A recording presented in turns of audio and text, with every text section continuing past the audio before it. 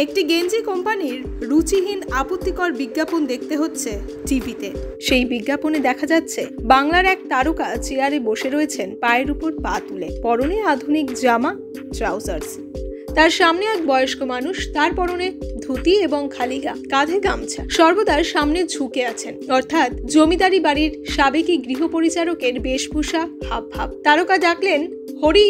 বৃদ্ধ পরিচারক ছুটে এসে বললেন, হুজুর। তার হাতে একটি খবরের কাগজ দিয়ে তারকা বললেন, ছিঁড়ে ফেল, আরো ছিঁড়ে ফেল। বৃদ্ধ সেটা কুটি কুটি করে ছিঁড়ে ফেলার পর তারকা বললেন, এই সব জুড়ে ফেল, বিকেলে এসে পরবো। বৃদ্ধের হতবুদ্ধি মুখের সামনে দাঁড়িয়ে তারকা হাসি মুখে বলেন, গেঞ্জি পরলে তার বুদ্ধি বাড়ে। ব্যাকগ্রাউন্ডে বৃদ্ধ পরিচারক ব্যস্ত হয়ে মেঝেতে ছড়ানো কাগজের টুকরোগুলো এক করার চেষ্টা করছেন। এর মানে কি করে এক বৃদ্ধ শ্রমজীবী মানুষের নির্বুদ্ধিতা নিয়ে উপহাস করে একটা ব্র্যান্ড? কি করে নিজের থেকে বয়সে বড় এক মানুষকে, এক গৃহ পরিচারককে তুই বলে সম্বোধন করেন এক আধুনিক বাঙালি? ওই তারকা, যিনি অনেক বাঙালির কাছে রোল মডেল এবং ওই গেঞ্জি কোম্পানির ব্র্যান্ড অ্যাম্বাসেডর, কি করে এই কুরুচিকর সংলাপ বলতে রাজি হলেন? কোন পরিচালক আজও শ্রমজীবী মানুষের মুখে হুজুর সম্বোধনটা বসান? বিজ্ঞাপনও একটি প্রচার মাধ্যম, সেখানে কারো প্রতি অসম্মানজনক কোনো কথা বলা যায় না। বয়স্ক, দরিদ্র,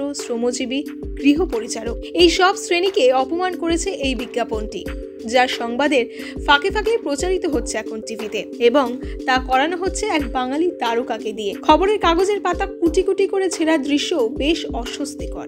বিজ্ঞাপনের প্রতিটি অ্যাকশন বা দৃশ্যের একটা অর্থ থাকবে, এটাই প্রত্যাশিত। এখনই এই বিজ্ঞাপন সরানো হোক, দাবি নেটিজেনদের।